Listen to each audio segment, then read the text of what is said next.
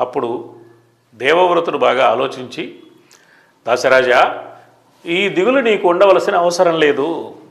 ఎందుకంటే నాకు కలిగే సంతానం అభ్యంతరం వ్యక్తం చేస్తుందని కదా నువ్వు అనుకుంటున్నావు.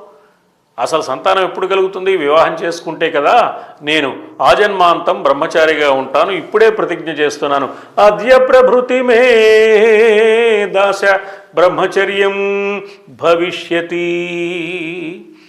ఈ క్షణం నుంచి నేను చేస్తున్న ప్రతిజ్ఞ, వివాహం చేసుకోను, ఆజన్మ బ్రహ్మచారిగా ఉండిపోతాను అన్నాడు. కథ ముందుకు సాగింది.